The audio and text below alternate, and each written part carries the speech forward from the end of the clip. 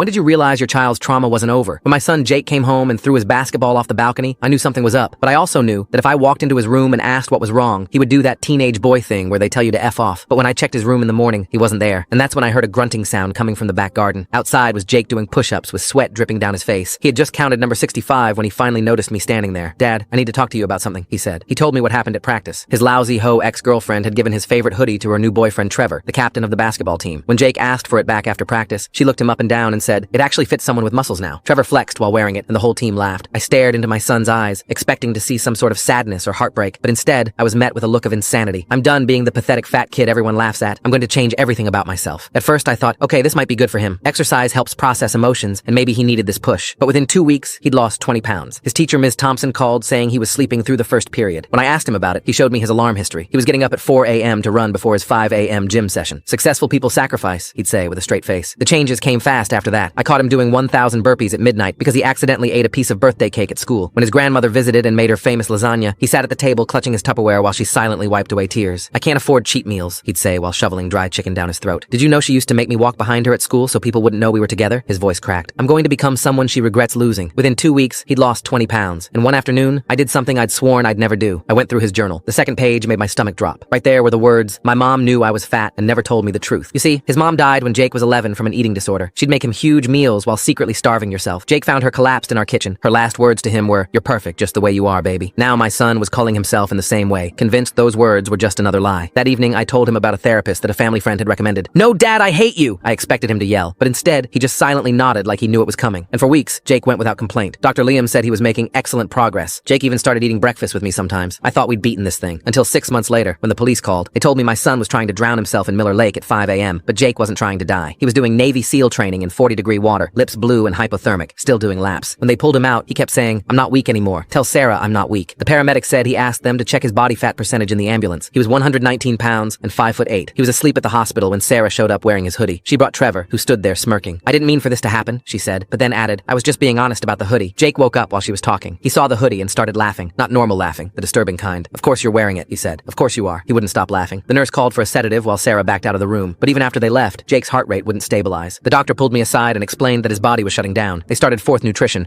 but Jake kept pulling at the tubes. "It's making me fat," he whispered. That night his heart stopped twice. They brought him back both times, but the doctor said the damage was extensive. He woke up once more. "Dad, am I skinny enough now?" he asked. I told him he was perfect, that he'd always been perfect. He smiled and said, "Don't lie to me like Mom did." Jake died at 3:30 a.m. The official cause was cardiac arrest due to severe malnutrition and hypothermia. I didn't say a word. Not because I wasn't extremely heartbroken, but because I knew I had to make Sarah pay. Full story on channel, link below.